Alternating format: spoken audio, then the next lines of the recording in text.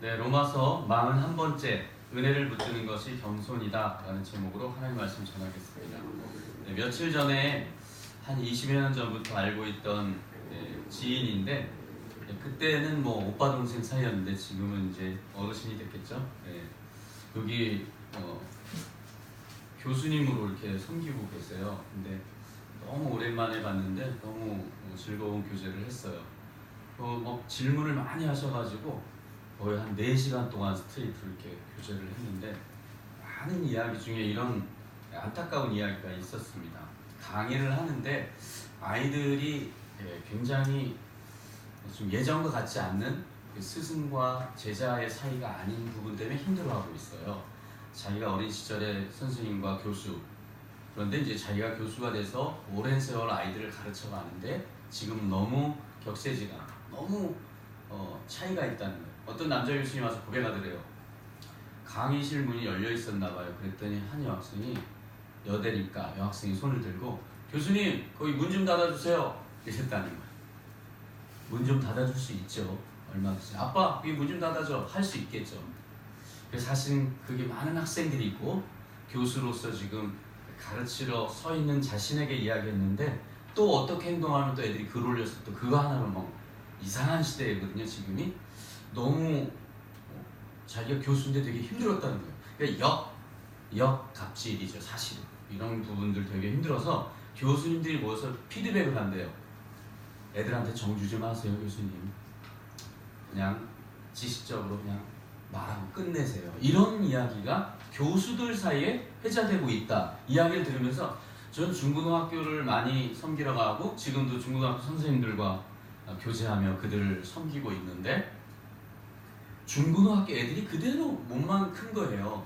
아이 생각이나 수준이 그대로 대학생이 됐는데 애들의 수준이나 이런 거는 중고등 사춘기 같은 마인드로 선생님을, 교수님을 대하고 있었어요.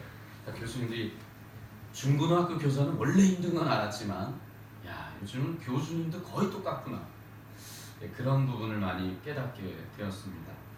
그러면서 아이들에 대한 도무지 정이 안 간다는 이야기를 하는데 애들의 입장에서는 이거예요. 옛날에 우리는 절대 권위 이런 것 때문에 너무 눌려서 이렇게 살았는데 교수도 내가 권위로 무시할 수 있는 내가 얼마나 대단하냐 이런 생각을 혹시 하고 있지 않나. 저는 그런 생각을 해봤고 그런 거 교수도 내가 막 이렇게 하니까 나는 대단하지 라고 생각하겠지만 그 교수가 이제 진짜 기계적으로 뭘 이렇게 전달하는 거 빼고는 얘가 살이 되고 뼈가 되고 이 다음에 법대 교수니까 애들한테 뭐 로스쿨을 갈 때든 뭘 하든 이런 얘기를 아예 해주고 싶지가 않다는 거예요. 잃는 게 훨씬 많은데 애들이 그걸 사실 이해를 못하고 있다. 그래서 많은 위로가 필요하구나. 교수님도 똑같구나. 너무너무 위로가 필요한 그런 공동체가 되어버렸다는 생각을 했어요. 이 시대는 포스트 모더니즘, 권위를 모든 걸 깨트리는 게 멋인 줄 알아요. 부모의 권위는 뭐 말할 거 없고 학교 선생님이 지금 제일 힘든 어떤 부류의 직업이에요. 스트레스를 미쳐요 지금. 저는 몇 년 전부터 선생님들을 이렇게 섬기고 신우회도 섬기고 이렇게 했는데 아주 많이 힘든 그런 위치에 있구나. 근데 중요한 건 이제 제가 이 도입을 왜 했냐면 이런 태도나 마인드가 하나님께도 이런 태도로 나아가는 시대가 돼버렸어요. 그 C.S. 루이스의 책 중에 피고석의 하나님이란 책에 보면은 옛날 고대인들은 우리가 하나님을 생각하면 내가 이렇게 이제 재판장에 나가는 듯하게 하나님을 생각하잖아요. 하나님은 저기 계시고 나는 이렇게 참 부족한 채로 이렇게 하나님께 나아가겠죠. 상식선에서는 진짜 하나님은 너무 완벽하신 신이니까. 그런데 지금 현대인들은 어떻게 생각하냐면 재판장인 하나님을 피고석에 세우는 거예요. 이해가 되세요? 창다자랑 뭐가 다른지 보세요. 하나님 세상 지금 되는 것도 하나도 없고 돈도 뭐 없고 이 재난도 많은데 어서 변론해보세요. 딱 이러고 있다는 거예요. 하나님 앞에. 무슨 태도로. 이게 1948년에 쓴 책인데 지금 시대는 더 어떨까요?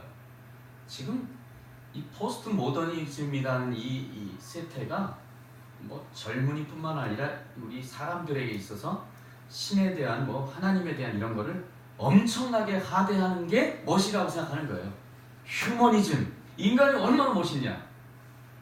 여러분 그렇기 때문에 잃는 거를 잘 모르는 거예요. 하나님의 그 그 엄청난 사랑과 이런 걸 아예 받을 수 없는 교만함으로 나아가는, 겸손은 찾아볼 수 없는, 인간이라는 자체가 그렇게 대단하지 않은데 이런 부분에 있어서 너무나도 하나님의 사랑과 은혜를 받기에는 참 태도들이 마음에 하나님 거부하고 하나님 막 그냥 피고석에 세워가지고 변론해보라고, 똑바로 하라고 하나님 하려면 이런 태도로 나아가는 게 이 시대의 어떤 흐름, 영적 굉장히 교만한 흐름이 있다는 거예요. 인간이 교만할 때가 언제냐면 은혜에 배불렀을 때가 교만하거든요. 은혜가 뭐 그렇게 은혜가 필요해? 먹고 살고 많은데 충분히 살만한데 지금 얼마나 편안하게 안락하게 잘 살 수 있는데 라고 은혜에 배부를 때가 인간에게 있어서는 최고 위험한 거예요. 그 은혜를 거부하면 당연히 뭐가 오냐면 교만이 와요. 교만해가지고 아담과 하와도 영원히 죄에 빠진 거고, 사탄도 교만해서 넘어진 거거든요. 교만해서. 그러니까 천사들이 교만해서 하나님을 대적하는 게 된 거거든요. 교만이 인간에게 최고 위험한 건데, 교만이 왜 오냐? 은혜에 배불러 있을 때. 은혜가 뭐 그렇게 중요해요. 나는 충분히 잘 먹고 잘 사는데. 이런 태도에 있을 때가 제일 위험하다. 그래서 하나님이 우리를 은혜 주려고 우리를 만들었는데, 은혜 주려고 우리를 만드셨는데 하나님이 박싱용 글러브를 팡팡 치면서 이렇게 끈을 묶고 있는 이유가 뭐냐? 다 교만해. 하나같이 다 교만한 시대이기 때문에 하나님이 글러브를 끼고 있다. 교만한 자는 하나님께 은혜를 받을 수 없습니다. 그 교만은 은혜에 배부를 때입니다. 오늘 제목은 은혜를 붙드는 게 겸손입니다. 우리 그리스도인으로서 우리가 하나님 앞에 나아오고 있는데, 우리가 정말 하나님의 은혜가 얼마나 중요한지를 또 느끼고 또 체험하고 또 깨닫는 시간 되었으면 좋겠어요. 자, 유대인들이 하나님의 은혜, 그 굉장한 그리스도의 생명까지 내어주면서 선물을 줬는데 그 은혜를 어떻게 했죠? 거절을 했어요. 그리스도 없어도 살아. 우리는 원래 우리가 훌륭한 민족이야. 우리가 이런 마인드로 살아갔는데 하나님의 은혜를 걷어갔죠. 몇 년 동안? 2000년을 국물도 안 주셔요. 그래서 수천 년을 돌아다니며 살다가 1940 몇 년에 들어왔죠. 팔레스타인 애들 몰아내고 막 갑자기 해가지고. 그래도 지금 정신없이 힘든데, 이게 하나님의 은혜를 거절했을 때 하나님은 어떻게 하냐면 국물도 안 주시게 걷어가신다. 오늘 성경은 그걸 말하고 있는 거예요. 그러면 적용을 하겠죠. 유대인 친구들만 그럴까? 유대인들만 저렇게 하나님의 은혜를 걷어가셔서 2000년이나 국물도 안 주셨을까? 오늘 우리도 똑같이 은혜를 거절하면, 삶 가운데 은혜를 없이 나 혼자 충분히 살 수 있어요, 하나님 은혜가 뭐 이렇게 간절해요 라는 마음이 있을 때 우리도 얼마든지 유대인들처럼 하나님이 우리를 아웃시킬 수 있다. 이걸 놓치는 거예요. 그러니까 하나님은 말이 필요 없이 사랑이시죠. 인자하시고 따뜻한 사랑이시죠. 그러나 아시죠? 공의가 있다고요. 공의. 이 두 되게 중요한 속성, 하나님의 너무너무 중요한 사랑에, 그리고 너무너무 정말 매서운 공의의 하나님이라는 부분을 놓치면 신앙이 되게 무식하게 되거나 아주 되게 천박한 사람이 되는 거예요. 하나님의 따뜻한 사랑과 공의를 날마다 배워야 돼요. 이따가 배우겠지만 하나님의 인자함과 준엄하심을 배우라. 오늘 본문의 핵심이에요. 오늘 귀한 말씀을 함께 나누면서 뭐 말씀 맨날 듣는데 내가 어릴 때부터 들었어. 나 20년이나 들었어. 이런 생각하면 제일 위험한 거다. 그냥 오늘 내 생에 태어나 처음 듣는 것처럼 날마다 막 말씀을 스폰지처럼 막 다 빨아들이는 이런 사모하는 마음을 하나님이 좋아해요. 기브온 족속 알죠? 완전히 진노의 자녀로 죽어 멸망이 마땅한 걸 알고는 절박하게 은혜 구하러 온 그 태도, 여러분 우리에게는 늘 그런 태도가 있어야 돼요. 그런 마인드가 있어야 하나님이 우리에게 계속적인 복을 주어 넉넉히 겸손으로 그 은혜로 천국에 딱 넉넉히 들어가는 거지. 제가 왕년에 몇 년을 믿었는데요, 우리 집안이 몇 대인데요, 그 유대인이야. 한순간 우리 교만하지 말고 은혜를 절박하게 붙드는 영혼들 되기를 주님의 이름으로 축원합니다. 13절 같이 봉독하겠습니다. 본문 13절 같이 시작. 내가 이방인인 너희에게 말하노라. 내가 이방인의 사도인 만큼 내 직분을 영광스럽게 여기노니. 주님이 유대인들이 아브라함이야 막 혈통이다. 우리는 뭐 이런 착한 족속이다. 막 굉장히 교만하죠. 유대인은 근데 교만할 만해요. 원래 하나님이 택한 민족이고 정말 성경을 받은 민족이고 정말 메시아가 나온 민족인 거 맞죠. 그렇지만 그런 교만한 부분을 바울이 자기가 믿고 나니까 이거 진짜 하나님 볼 때 너무 이거 정말 버릇없는 거구나 이걸 깨달았죠. 근데 이제 하나님이 유대인인데 이방인의 사도로 부르셔서 이방인을 전도해 보니까 이방인들은 아예 자랑할 게 1도 없어요. 왜냐면 뭐 하나님도 모르고 원래 죄를 먹고 마시는데 죄인인지도 몰랐다가 깨닫게 하니까 우와 우리가 죄인이었구나, 우리 하나님이 이렇게 있구나 이렇게 깨닫는 거를 보고는 이방인이 진짜 겸손한 걸 보고는 사랑스러운 거죠. 야, 이방인들은 자랑을 진짜 안 하는구나. 왜? 자랑할 게 없으니까. 여러분도 누구한테 도와주고 뭘 할 때 너무 고맙다고 말하는 것과 에휴 뭐 이런 걸 줬어요, 걔나 주세요 이러면 도울 수 있어요? 미안한데 내가 너를 돕느니 진짜 걔를 주겠다. 안 돕죠. 그럼 왜 하나님께는 우리가 잘 이걸 놓치냐는 거죠. 이 바울이 볼 때 이방인들이 겸손하게 은혜 붙드는 게 너무 사랑스러운 거예요. 이방인들 진짜 자랑 안 하고 은혜를 주는 족족 빨아들이는 거예요. 고넬료 집안이 애들까지 다 모여서 다 구원받고 다 세례받고 침례받았어요. 다 이방인들이 얼마나 은혜를 받는지 베드로도 보고 사도들이 다 봤죠. 이 바울의 눈으로 볼 때 이방인이 겸손하게 하나님께 나아가는 게 오히려 존귀한 거구나. 겸손이 존귀의 앞잡이구나. 이거 잠언에 나오는 말씀이잖아요. 겸손한 사람이 존귀한 사람이지 내가 몇 대째인데 아니 우리 집안이 정치가 지금 이만큼 살아있는 집안 아주 싫어한다는 거야 하나님. 그 자랑이라는 건 아주 최고로 우리가 위험하다고 생각을 해야 돼. 은혜만 이야기하고 예수님만 이야기해. 그래서 본인은 이방인의 사도라는 게 너무 자랑스럽다. 왜? 너무 존귀하거든요. 겸손하니까. 겸손이 존귀의 앞잡이입니다. 겸손을 사모합시다. 제가 우리 집 이야기를 잠깐만 할 텐데 양해를 구하고 드릴게요. 근데 이번 명절에 설 때 이제 예배를 드렸어요. 거의 30몇 년 이제 예배를 드리고 있는데 우리 엄마가 이제 성대모사가 있어요. 제가 그래서 우리 엄마 성대모사로 인사합시다 이렇게 인사했는데 다 알아요 우리 집안. 우리 엄마의 인사는 전화를 하자마자 감사합니다, 고맙습니다를 중간중간 무슨 간주처럼 계속 하시는 분이세요. 그러니까 우리 누님들이나 뭐 딸내미나 자녀들이 엄마한테 이렇게 전화하면 힐링이 되나 봐요. 고맙습니다. 그 뭐 딸한테 뭐 그렇게 얼마나 고마운지 모르겠어요. 매번 손주 손녀가 전화해도 매번 고맙습니다, 감사합니다. 우리 집안이 막 웃었어요. 다 아니까. 자, 우리 엄마 성대모사 인사하겠습니다. 고맙습니다, 감사합니다.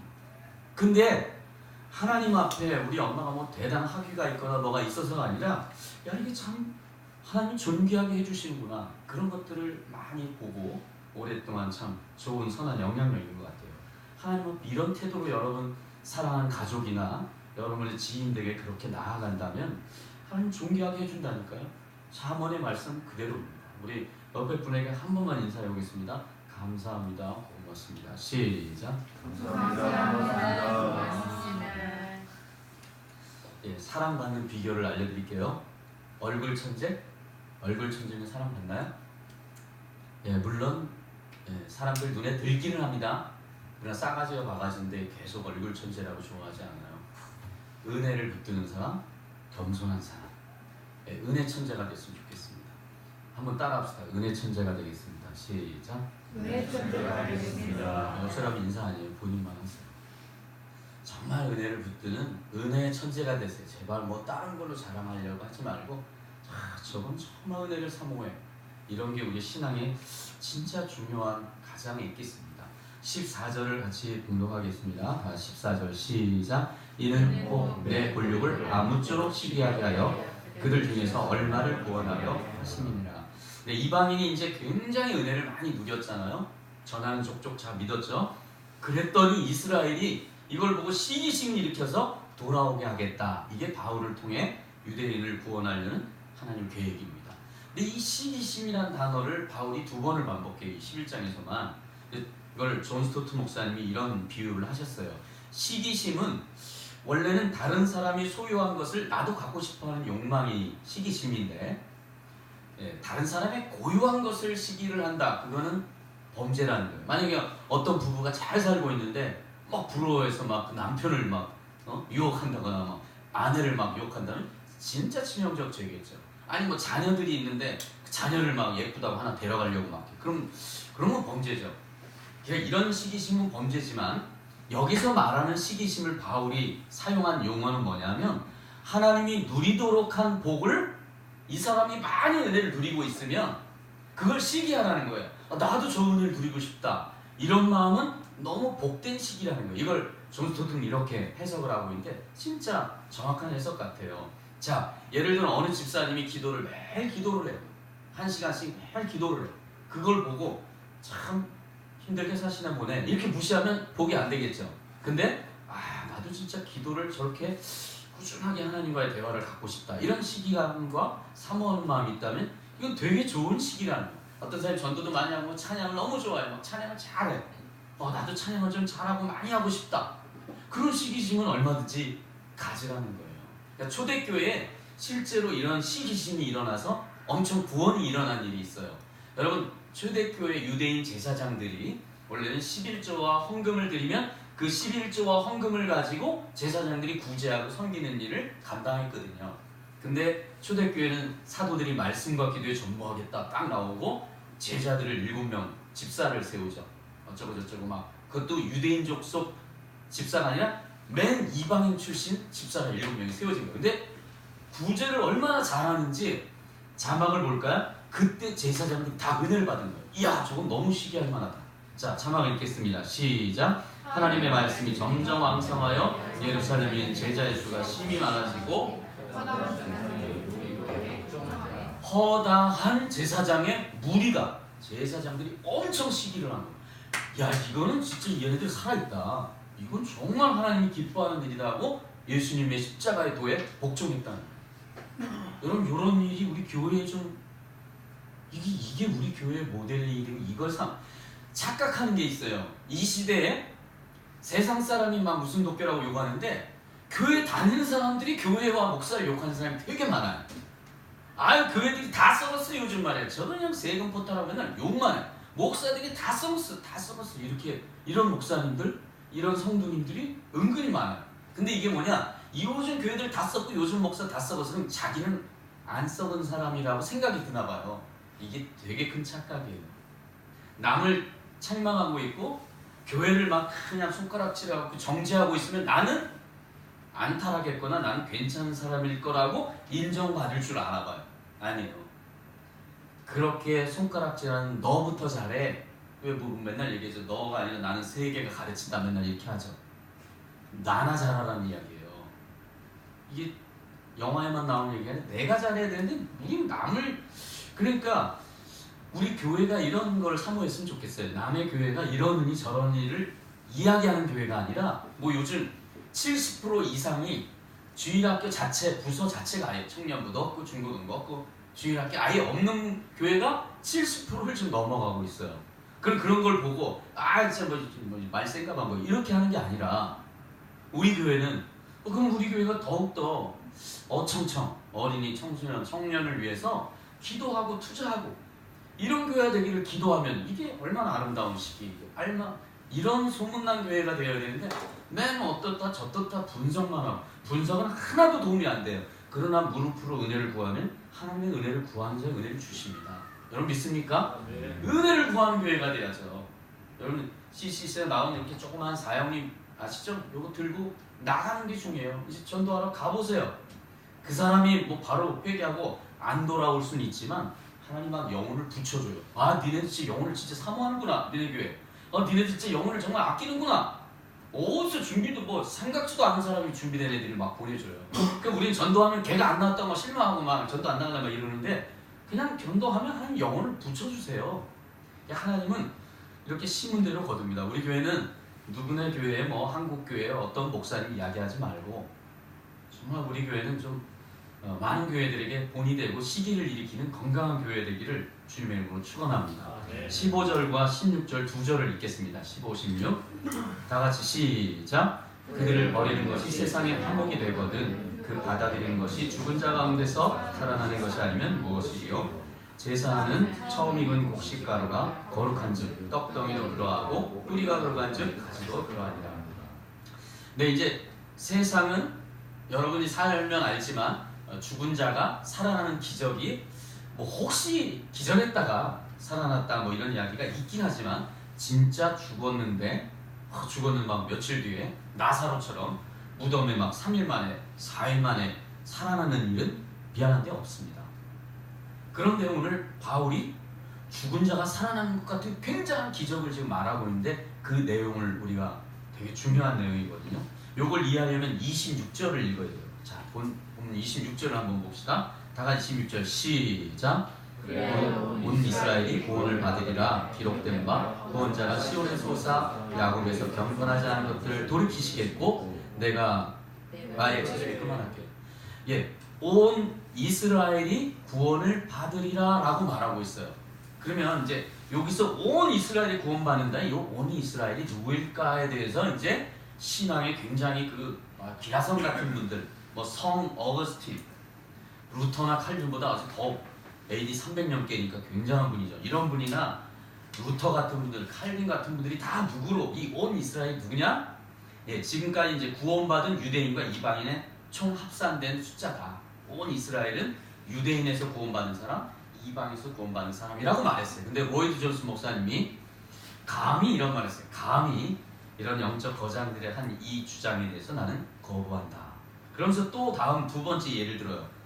100년 전에 아주 영적으로 대가인 네덜란드의 헤르만 바빙크 그리고 아브라함 카이퍼 같은 분들은 신학적으로 우리나라에서는 죄송하지만 아직까지 그렇게 영향력 분이 잘 안 나타나고 있는 유명한 분들이 있어요. 근데 이분들은 또 뭐라고 얘기했냐? 이 온 이스라엘이 누구냐? 구원받은 유대인들만의 전체 숫자다라고 얘기했는데 역시 이것도 로이 존스 목사님이 거부합니다. 그러니까 중요한 건 영적 거장들이 얘기하는 걸 다 거부했어요. 그럼 누구냐? 이 로이 존스의 분석이에요. 골수파 유대인들이다. 즉 지금까지도 유대교에 막 집착해가지고 조상들의 전통 그대로 붙들고 있고 막 지금도 머리에 뭐 이렇게 쓰고 있고 이렇게 수염도 안 깎고 뭐 이렇게 사는 사람이 이제 검은 옷만 입고 다니는 지금도 있죠. 전적으로 완전 골수 유대인들이 복음을 거부했는데 하나님이 은혜를 주는 때가 다시 있어서 그 영들이 대거 주님께 돌아오는 날 바울이 볼 땐 그걸 믿음으로 보니까 죽은 자들이 다 살아났군 이렇게 지금 15절에 이야기하고 있는 그런 날이 온다는 거예요. 그러면 이제 우리가 생각이 되죠. 죽은 자들이 살아나는 것처럼 골수파 유대인들이 다 믿게 되는 날이 오는구나. 우리는 그렇게 믿어야 되는데 이걸 놓쳤던 뭐 루터의 말년부터 많은 뭐 독일, 히틀러 이런 친구들이 다 이 말씀의 깊이를 이해하지 못했어요. 그래서 유대인을 그냥 반유대주의 운동을 일으켜가지고 유대인을 가는 족속 무시했어요. 뭐 죽이고 해코지하고 잘 살면 교만하다고 무시하고 못 살면 못 산다고 무시하고 이게 이 시대에 2000년 동안 내려온 반유대주의적인 감정이에요. 전 세계에서 유대인이 똑똑하고 돈 많은 건 알지만 너무너무 존경스러운 민족 이러진 않아요. 그렇게 미움을 사요. 왜냐하면 이게 지금 뭐 패션 오브 더 크라이스트 이런 영화에도 보면 유대인들을 아주 진짜 예수님을 처절하게 죽인 인물들만 생각하기 때문에 굉장히 감정이 악감정이거든요. 그러니까 성경은 바울은 뭐라고 하고 있죠? 이들이 돌아온다는 거예요. 그때 그들이 회개하고 주님을 받아들이면 이건 죽은 자가 살아나는 것 같은 기적이라는 거예요. 계속해서 처음 익은 곡식가루라는 말씀을 이 바울이 이야기하는데 민수기 15장의 첫 열매에 대한 내용이에요.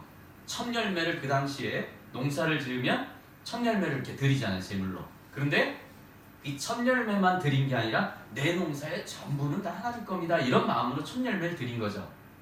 이게 11조 예물의 의미예요. 여러분 11조를 드리는 거 요즘 뭐 11조를 안 드려도 된다는 등 이렇게 멋있게 말하는 사람 많은데 그렇게 너무 튀려고 말하면 안 돼요. 여러분 11조를 드리는 의미가 뭔지를 알아야죠. 열에 하나를 드렸으니 9은 90% 내 마음대로 써도 된다는 이야기예요. 내 전부는 이 물질 자체가 하나님 겁니다. 이 90%도 하나님의 뜻대로 영광이 잘 쓸게요. 이러는 신앙 고백이 11조예요. 11조를 드려야 되냐 말아야 되냐 물어봐야 돼 이걸. 당근 드려야죠.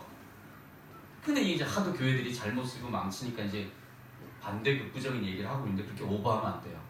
자, 첫 열매를 드렸다는 건 내 모든 게 다 하나님 거다라는 이야기예요. 그런데 유대인들이 일부가 믿었죠. 이걸 바울은 뭘로 봤냐면 첫 열매 드린 거다. 즉, 이 골수파 유대인들도 하나님께 드려진 바 된 백성이다 라는 이야기를 하는 거야. 계속해서 뭘 얘기하죠?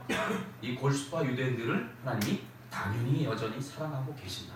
그들의 구원과 돌아옴을 기대하고 있다. 이렇게 바라봐요.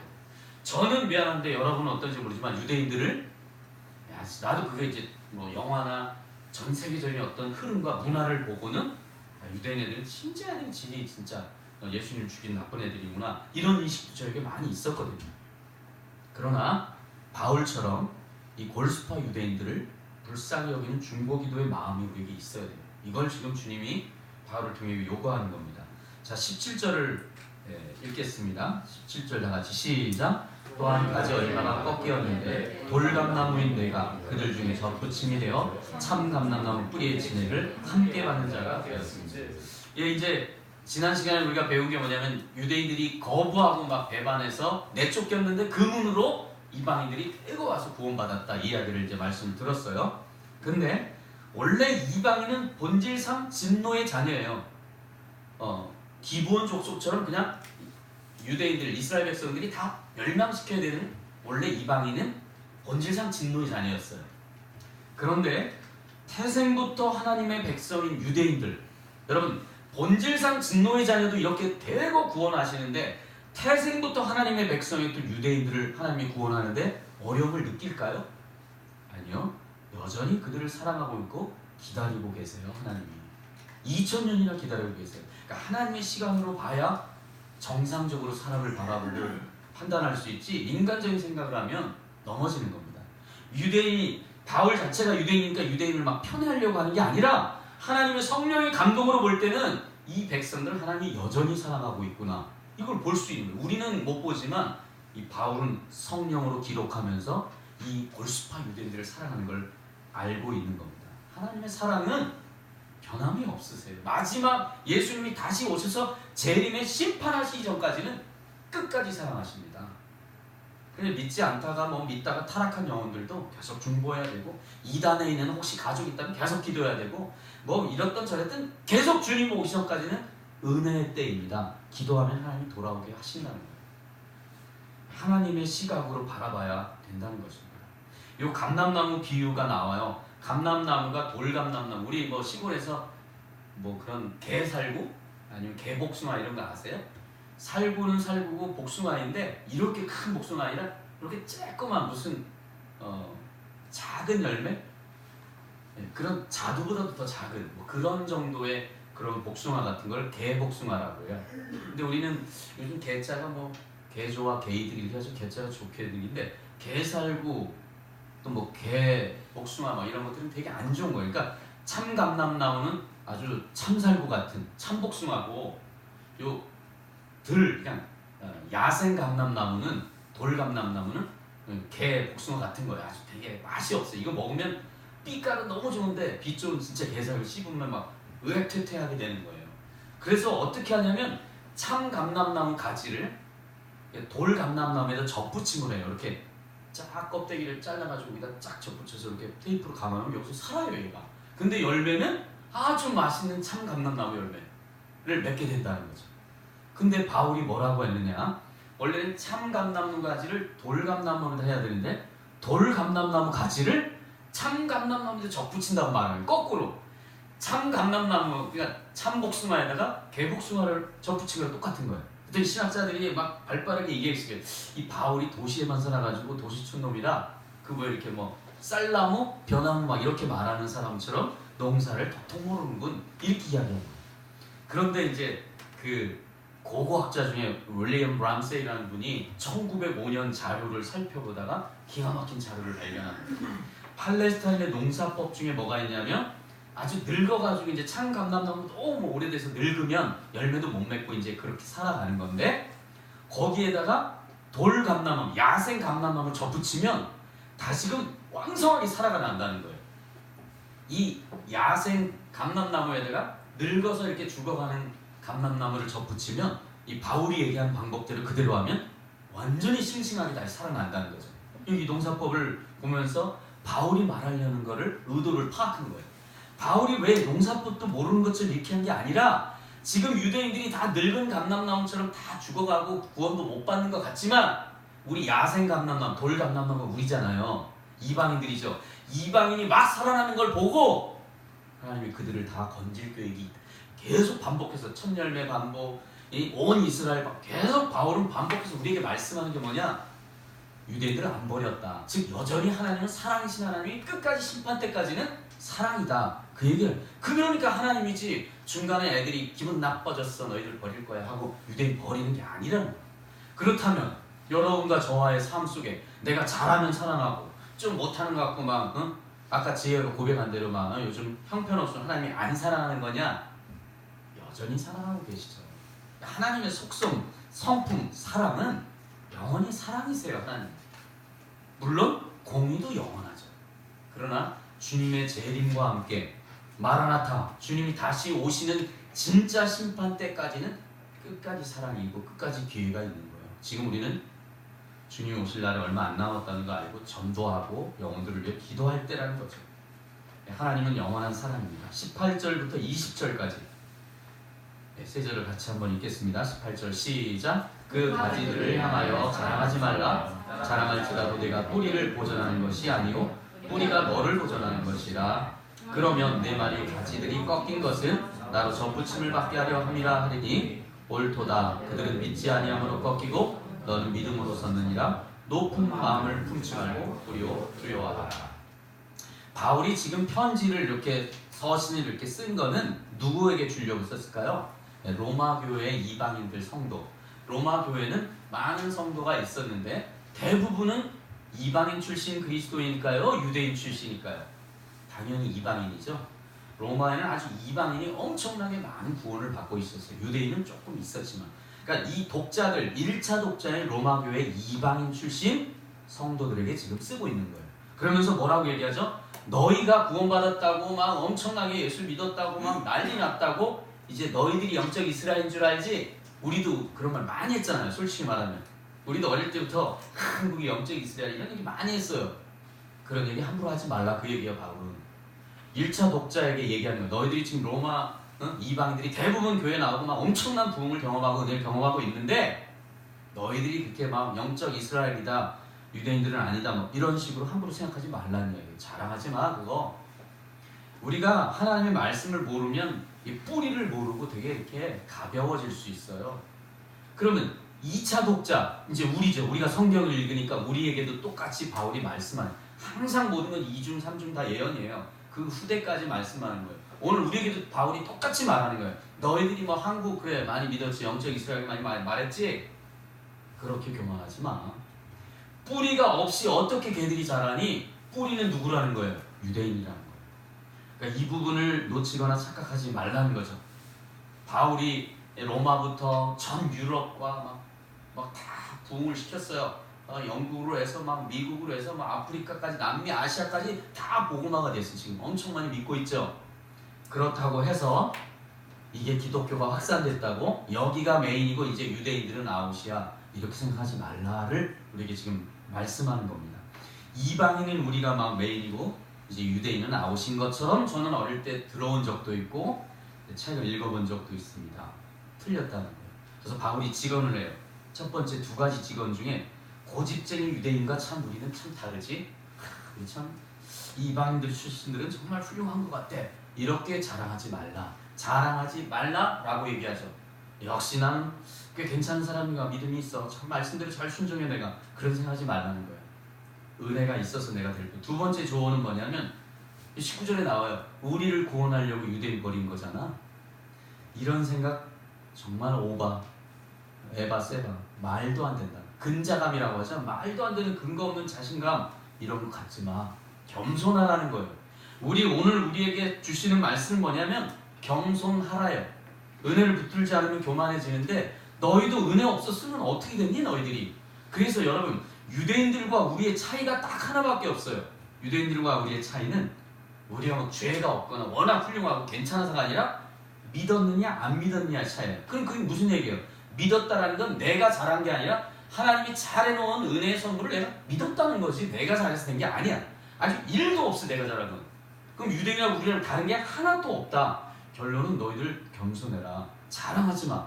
자랑하고 우쭐하다 유대인 다 버림받았는데 너희들 왜 또 자랑하려고 해? 왜 이렇게 우쭐하려고 해? 겸손해. 끝까지 계속 고맙습니다. 계속 감사합니다. 이걸 우리에게 말씀하고 싶은 거예요. 바울을 통해서. 1차 독자 유대 2000년대 로마의 교회 이방인 그리스도인들도 동일했지만 오늘 우리에게 똑같이 말씀합니다. 야 유대인들이 우리 하나님 민족이라고 자랑하다가 다 버림받은 거 모르냐? 너희들 왜 그렇게 다시 자랑하려고 그러고 니네가 뭐 괜찮은 이방인처럼 하나님 앞에 막 우리 괜찮죠? 막 이렇게 나아가지 말고 엎드려 은혜를 구하는 그런 마인드를 가지라. 이런 것들을 지금 바울을 통해서 이렇게 다시 한번 말씀하는 중입니다. 정말 겸손해야 됩니다. 교만하면 유대인이 다 아웃됐죠. 정말 일부 빼고는 나라 통째로 지금도 국물도 못 받고 있어요. 자기 노력으로 지금 하고 있는 거지 성령의 기름 부음이 막 있고 그러지 않아요.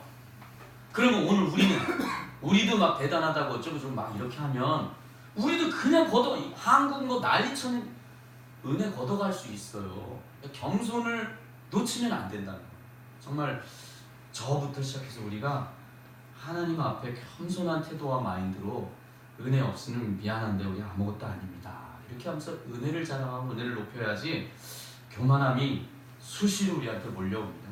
조금만 방심하면 지혜가 뭐 그렇게 엄청나게 뭐 이렇게 뭐 마약을 했겠어요. 뭐 클럽을 가서 3박 4일 뭐 자고 그런 죄도 아닌데도 마음이 공허해. 왜? 너 더 은혜를 사모해야지. 나를 소홀히하지 마. 그게 하나님의 사랑이에요. 이게. 그러니까 우리는 죄송한 이야기인데 좋은 쪽으로는 하나님 앞에 아주 완전히 우리는 찍혔어요. 침발라서 하나님께 우리는. 또 나쁜 말로는 은혜를 떠나서는 행복하지 않아 우리는. 여러분 주님 없이 기도 안 하고 막 행복하면 한번 살아봐 그렇게. 그게 가능한지. 근데 이게 하나님 앞에 거룩한 코꽹이에요. 하나님의 사람으로서 이 세상을 살아갈 때 세상에 적절히 타협하고 세상을 마음껏 누리는 넓은 길 가게 하지 않고 좁은 길을 가게 하시는 게 은혜라는 것입니다. 그러므로 다시 부탁드립니다. 2000년 동안 은혜 한 방울도 없이 살아왔던 유대인들이 하나님의 여전한 사랑의 대상이라는 눈으로 보고 우리가 유대인들처럼 우리 이방인들이 얼마나 겸손해 얼마나 하나님을 잘 믿는데 이러고 막 자랑거리나 내세우고 막 이러면 너희들 통째로 야 유대인 하나님이 선택한 백성도 단체를 금방 아웃시킬 수 있어. 하나님은 은혜를 강제로 하나님 유대인들 막 입을 틀어 막아가지고 막 개 양 먹이든 아니면 애한테 막 뭐 먹이든 밥 하나님은 그렇게 비인격적이지 않아요. 거부하면 은혜 옮겨요. 그래서 이방인한테 온 거예요. 근데 이방인이 교만해? 은혜를 안 붙들어? 은혜 옮긴다니까요. 한국이 그 좋은 예 아니에요. 난리쳤던 막 70년대 80년대 지나 90년대부터 하락이야. 날개가 없어. 추락하는 건 날개가 있다는 거야. 지금 뭐 속도가 아주 장난 아니니까 가속이부터 떨어지고 있어요. 왜냐면 거품들 막 자랑들 막 여의도광장에 뭐 200만이 모여서 뭐 이런 얘기들 그건 과연 뭐 옛날 역사 속의 이야기죠. 우리가 겸손하게 다시금 처음 은혜를 받았던 것처럼 막 정말 이수정 막 이런 초창기에 그런 사람들이 성경책 벽에 막 벽지로 썼는데 그거 이따 막 뒤집어지고 이런 성경을 정말 다시 사모하고 막 은혜를 구한 이런 은혜를 다시 회복하지 않으면 영국 교회 맨날 뭐 이러고 유럽 교회 뭐 다 화석화됐고 영국은 뭐 1%도 아니고 뭐 0. 몇 프로고 우리도 똑같이 될 수 있다. 즉 겸손하게 우리가 은혜를 구해야 된다는 거죠. 자, 이방인을 유대인들이 뭐라고 하냐면 저 개와 같은 민족이라고 봤어요. 근데 오늘 영적으로 거듭난 이방인들이 이제 유대인들을 또 역으로 아까 역갑질 얘기했죠. 역으로 그들을 이방인들을 좀 무시하고 그러면 안 돼. 무시하면 안 돼요. 우리는 이방인이 유대인이 되었든 누가 되었든 하나님의 궁극적인 구원의 반열에 들어있는 백성이다. 그럼 믿지 않은 우리 가족이나 이웃 아니 징그럽게 악한 어떤 직장 상사 함부로 욕하고 무시하면 안 돼요. 그냥 주님의 이름으로 불쌍히 여겨달라고 기도를 하는 게 겸손이에요. 우리는 그런 태도가 우리에게 너무 필요하다는 것입니다. 두려워 말라 이게 복음인데 왜 바울은 두려워하라라고 20절에 말했을까요? 두려워 말라가 복음인데 왜 너희들 두려워하라라고 말했을까요? 그냥 공포를 얘기하는 게 아니라 고린도전서 10장이에요. 선줄로 생각한 자는 그런 거 조심해라. 두렵고 떨림으로 너희 구원을 이루라. 빌립보 2장에 말씀하는 거죠. 그래서 야고보가 이렇게 이야기해요. 긍휼, 불쌍히 여기는 마음으로 가족을 바라보지 않고 불쌍히 여기는 마음으로 친구나 직장 동료를 바라보지 않으면 긍휼 없는 심판을 너한테 부를 거야.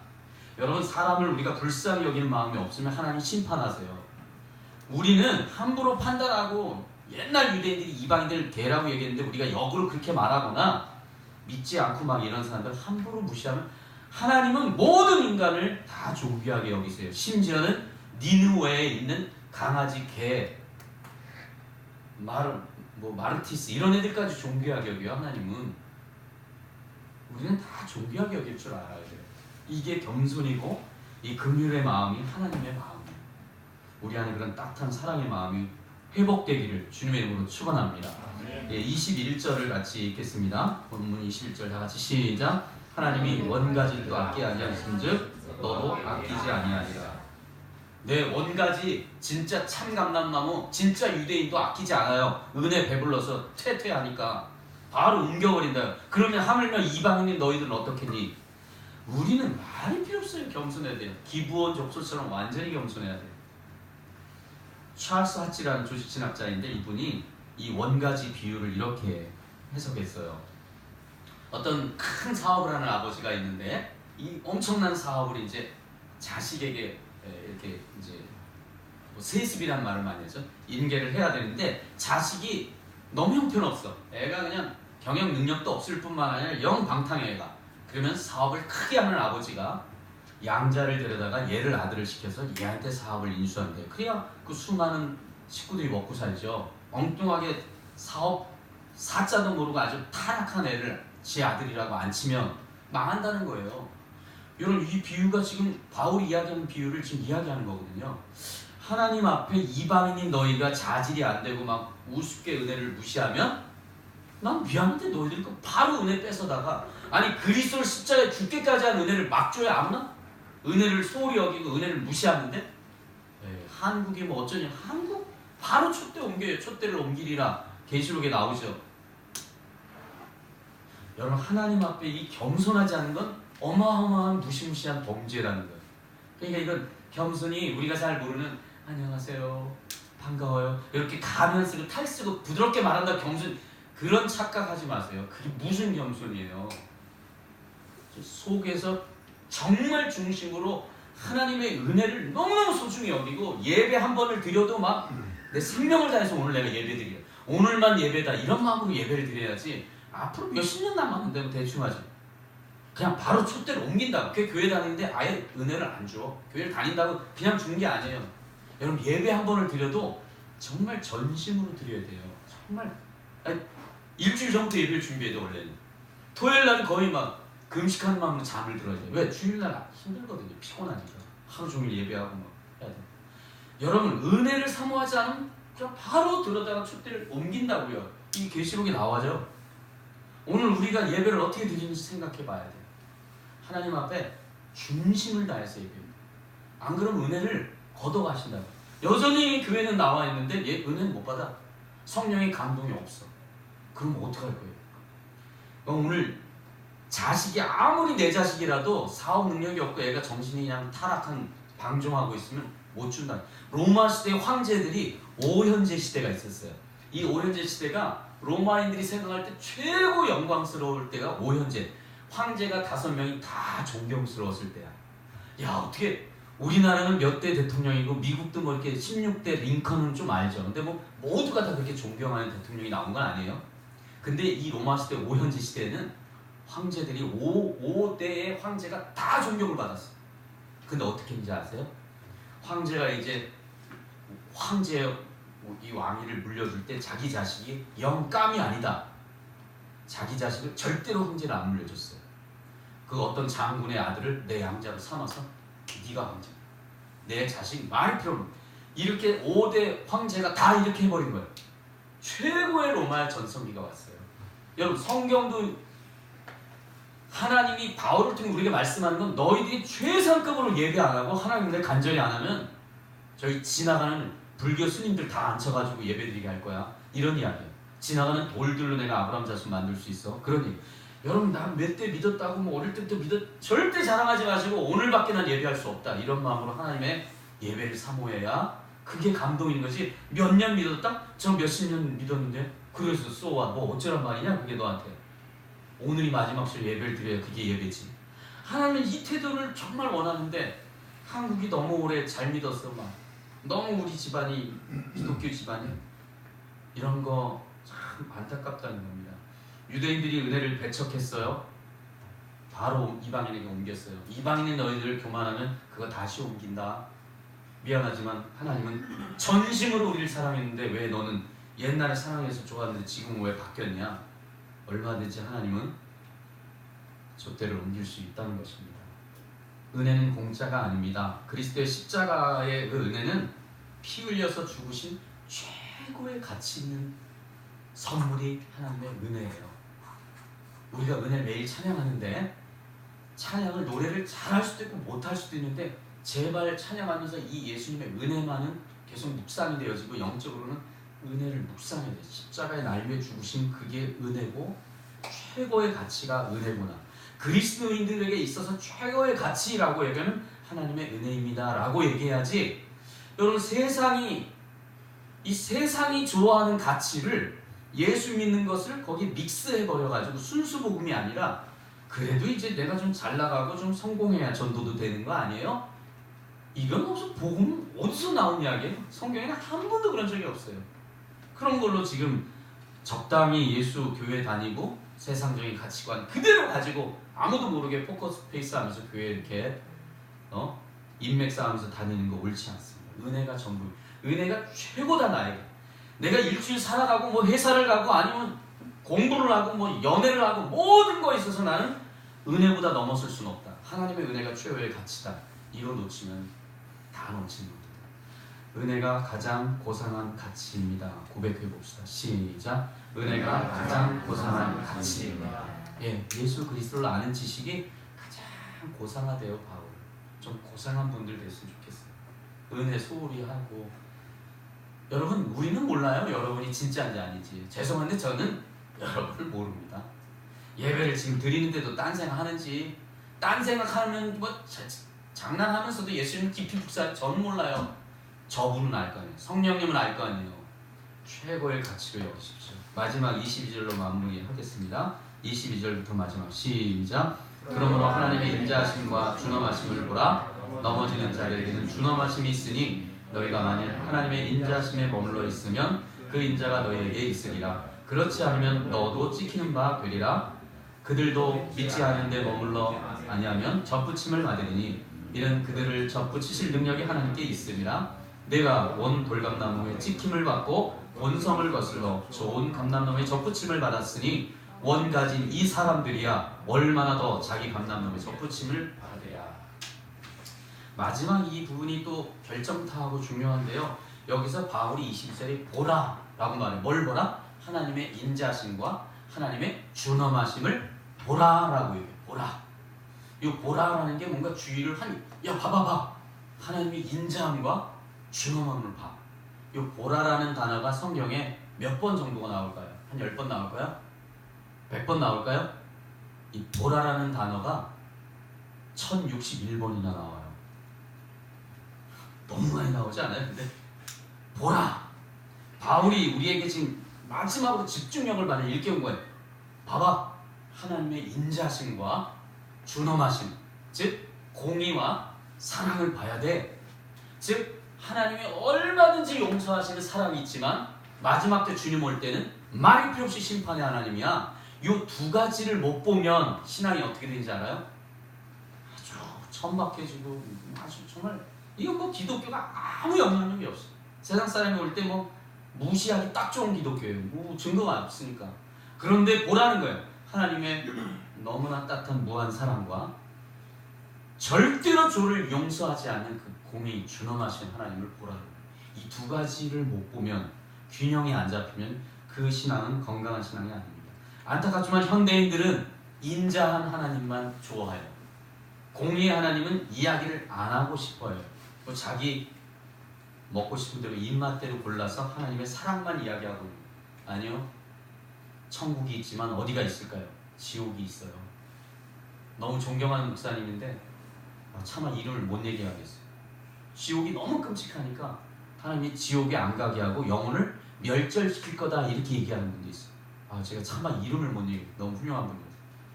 왜냐면 지옥이 진짜 끔찍하거든요.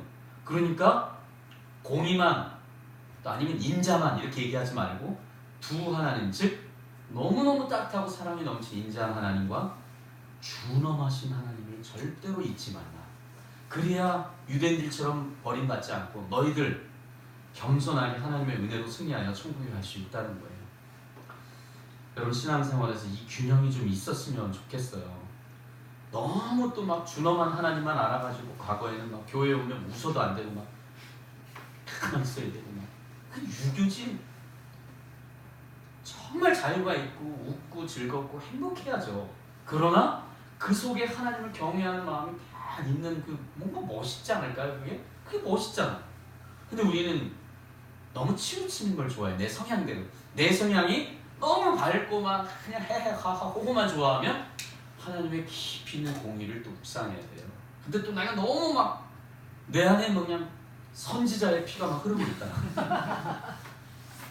그냥 막 에스겔처럼 막 광야에서 막 살고 막 세례요한, 침례요한처럼 막 들에서 막 이렇게 살고 그런 것만 좋아하면 하나님의 따뜻함과 사랑과 그 부드러움 계속 표현하고 말할 줄 알아. 균형이 중요하다. 그러니까 보라 이거예요. 너희들 봐라. 따뜻하고 사랑이 넘치는 하나님. 그러나 절대적 공의 하나님을 보라. 우리가 사랑하는 아이에게는 가스레인지의 불로 맛있는 요리도 하지만 이 불에 손을 대고 있고 잘못하면 온 집안이 타고 너무 위험한 거고. 그러니까 하나님의 이 부분을 가르치라는. 봐라 너희들 이런 하나님을 공부하고 배워야 돼. 준엄하신 하나님을 공부하고 인자신 하나님을 계속 공부해야 되는데 나 사형이 옛날에 들었는데 복음? 그 옛날에 들었어. 다 뗐어 나. 그럼 말도 안 되는 뭐 말이야 방구야. 그럼 말이 안 되는 이야기. 얼마나 더 깊이 공부해야 되는데 성경을. 그래야 바울 같은 영성에 깊이 있는 그리스도인이 되는데 가벼워도 너무 가벼워. 날아가려고 그래. 세상에 바람이 환란에 훅 불으면 훅 하고 다 날아가. 그냥 복음의 깊이가 없어. 준엄하심이 뭔지 인자함이 뭔지 깊이가 없어. 여러분 하나님의 준엄하심 인자하심을 보고 공부하라는 거예요. 바울처럼. 조지 물러 목사님에 대해서 존 파이퍼 목사님이 소개하는 글을 읽고 굉장히 도전이 됐는데 20살 때 회심을 해서 예수를 믿었는데 한 4년 동안은 성경을 전혀 안 읽었대요. 근데 뭐 교회를 다니는데도 너무 막 자기가 롤러코스터였다는 거예요. 이 조지 물러가 5만 번 기도 응답받은 아주 유명한 분 아니에요? 그런데 그분도 성경을 안 읽을 때는 그냥 롤러코스터였다는 거예요. 근데 그 뒤부터 성경을 읽기 시작하는데 자기 안에 평강과 기쁨과 소망들이 넘치는 걸 깨닫고 계속 읽었는데 몇 독을 했느냐? 200독을 하시고 돌아가셨대요. 그러니까 기도에 5만 번 응답이 그것도 다 기록해서 자료가 있으니까 5만 번인 거거든요. 고아 오늘 엄청나게 많은 영혼을 살리는 기적적인 일을 그게 다 성경의 준엄하신 하나님과 인자신 하나님을 계속 공부한 성경을 계속 읽은 거예요. 붙든 거예요. 그러니까 정말 깊이 있는 영성이 나온 거죠. 여러분 성경을 읽고 있습니까? 성경을 공부하고 있습니까? 깊이? 그럼 더 말하지 않겠습니다. 성경을 계속 깊이 읽고 공부해야 합니다. 결론입니다. 한국 교회는 전 세계 교회사에서 아주 이슈화가 될 만큼 한국 교회 부흥은 놀랍다. 이런 일들이 정말 많았습니다. 그럴 만큼 부흥이 있었어요. 한국의 주여 삼창 있죠? 이 코리안 프레이어, 코리안 스타일 이 기도가 해외에서 막 흉내내요. 뜨겁다 저거. 대단합니다. 미국 다음으로는 선교사 파송 대국입니다. 2위예요 우리나라. 대단하죠. 진짜 이 작은 나라가 몇천 년 동안 그냥 하나님 없던 나라가 대단하죠. 진짜 그랬습니다. 실제로. 그런데 우리가 더 엎드리고 진짜 준엄하심과 인자하심 하나님을 진짜 공부하고 복음을 깊이 있게 연구했어야 되는데 맨날 번영신앙 뭐 성공한 사람만 간증 세우고 연예인이 간증할 수도 있지만 연예인 간증만 세우고 설교 대충 하고 설교 짧게 한 10분만 해. 그래 오락하다가 사랑의 형제 이런 모습 속 이런 거 하고 맨날 보내니 즐겁긴 하지만 영혼은 다 메말라가지고 한국이 덩치만 크지 지금 뭐 웬만한 큰 교회들이 또 이단에 팔리고 있고 이러고 있어요. 힘도 있었죠. 정치인들이 막 생기기만 하면 막 교회 와서 얼쩡됩니다. 난 교회가 힘이 있으니까. 근데 교회가 복음은 다 사라졌어요. 복음의 능력이 사라졌습니다. 준화하심과 인자하신 하나님을 공부하고 깊이 있게 복음을 공부하지 않아요. 그러면 마귀가 제일 좋아하는 거죠. 뭐 교회 다녀라 마음껏. 깊이 없으면 돼. 넌 내 거니까. 여러분 깊이 공부하고 준화하심과 인자하심에 대해서 공부해야 됩니다. 고기도 먹어본 사람이 먹는단 말이 있듯이 성경을 읽는 사람이 더 읽게 됐어요. 성경을 좀 깊이 읽고 정말 하나님이 얼마나 크신 분인지 인자하신지 이런 거. 여러분 이사야가 이렇게 말해요. 온 세상을 이 나라뿐만 아니라 지구와 온 우주를 통해 한 방울 물밖에 안 되는 너희들이 그렇게 하나님을 무시하면 되겠니? 이런 말이 이사야 45장에 나와요. 온 우주가 하나님 큰 통에 물 한 방울 똑 떨어뜨릴 것 같은 요만한 너 우주 그런 하나님을 여기에 다 계시해 놓았는데 이걸 공부할 생각을 안 하니까 너무 약해지고 천박해지고 금방 세상과 타협해요. 이 조지 물러나 이런 분들처럼 깊이 성경을 읽고 공부하고 그럼 여러분 다 엄청난 영향이 있는 사람을 한 쓰신다는 건데 우리가 성경을 자주 놓치고 있습니다. 전 마지막으로 아브라함의 예를 하나 들고 마무리를 하려고 합니다. 아브라함이 세 종교에서 다 존경하는 인물이 아브라함이에요. 여러분 이슬람에서 아브라함은 어떻게 생각할까요? 아우 최고 존경하는 인물이에요. 그 다음에 유대인 아유 목숨 걸죠 아브라함. 그럼 기독교는 아유 우리 진짜 조상이에요. 믿음의 조상이라고 우리 실제로. 여러분 아브라함은 어떻게 해서 이렇게 세 종교에서 다 존경하는 인물이 됐을까요? 예, 창세기 12장 4절을 한번 볼까요? 이게 그분의 극장점이에요. 그냥 상반부 첫 번째만 읽겠습니다. 시작. 이에 아브라함이 여호와의 말씀을 따라고 여기까지 읽어볼까요? 아브라함이 뭘 했다고요? 하나님의 말씀을 계속 쫓아가고 따라가는 사람이에요. 말씀, 성경을 계속 하나님의 말씀을 쫓아가는 인생. 자기 인생에 제일 중요한 건 말씀을 따라가는 거다. 아브라함이 훈남일까요? 젠틀했을까요? 남자다웠을까요? 진짜 쪼잔하고 찌질 남자였어요. 근데 말씀 쫓아가니까 하나님 존귀케 한 거죠. 한 절 더 볼까요? 이게 되게 중요한 핵심이에요. 13장 18절에 아브라함이 이렇게 합니다. 시작. 이에 아브라함이 장막을 옮겨 헤브론에 있는 마므레 상수리 숲에 이르러 거주하며 거기서 여호와를 위하여 제단을 쌓았더라. 여러분 우리 그냥 헤브론과 마므레 이렇게 장소가 나오는데요. 성경의 기자는 이걸 그냥 단순하게 장소를 얘기한 게 아니에요. 이 지명의 이름의 뜻이 있어요. 헤브론은 교제의 자리 이런 뜻이에요. 마므레는 뜨겁다 그런 뜻이에요. 무슨 이야기예요? 하나님과 뜨거운 교제가 있었던 아브라함이에요. 성경의 기자는 이걸 우리가 캐치하길 바라는 거예요. 그냥 성경만 읽고 설교를 듣다 야 헤브론 마므레에서 하나님께 제단을 쌓았다는 건 아브라함이 그래서 왜 나다나엘을 보고 네가 감람나무 아래 있었던 걸 내가 보았느냐 거기에는 비하인드가 있어요. 그 안에서 나다나엘이 하나님 나라를 얼마나 사모하고 메시아 그리스도를 사모하는 걸 다 아는 거야 예수님이. 그러니까 하나님이 보낸 사람 맞다 이렇게 얘기하는 거예요. 그러니까 여기에 지금 기자가 얘기하고 있는 것은 하나님에 대한 뜨거운 마음, 사모하는 마음으로 말씀을 붙들고 그 말씀 안에 교제를 붙들었다는 거예요. 아브라함. 그러니까 아브라함이 영적으로 이렇게 하나님이 대가로 사용하신 겁니다. 여러분은 하나님과의 뜨거운 교제의 자리, 말씀을 붙들고 교제를 나누시고 말씀을 붙들고 씨름을 하시고 말씀을 붙들고 여러분이 그러한가 성경이 그러한가 하여 베레아 사람들처럼 묵상하십니까? 여러분이 기본적으로 하고 있는 게 있으면 잘 하시는 겁니다. 그러나 거기에 머무르시지 마시고 왜 조지 물러는 우리나라에 안 나와야 되며 왜 아브라함의 후계자는 우리에게 없어야 되며 왜 우리는 그런 영적 깊이 있는 영혼이 되면 안 되는 겁니까? 우리가 정말 하나님의 말씀을 뜨겁게 붙들고 깊은 은혜의 교제를 나누고 은혜를 사모하는 영혼들, 그래서 정말 겸손한 존귀한 영혼들이 되시기를 주님의 이름으로 축원합니다. 기도드리겠습니다. 우리 하나님 앞에 다 같이 한번 기도합시다. 하나님, 우리가 은혜에 배부른 자가 아니라 정말 절박하게 은혜를 붙드는 영혼이 되게 도와주세요.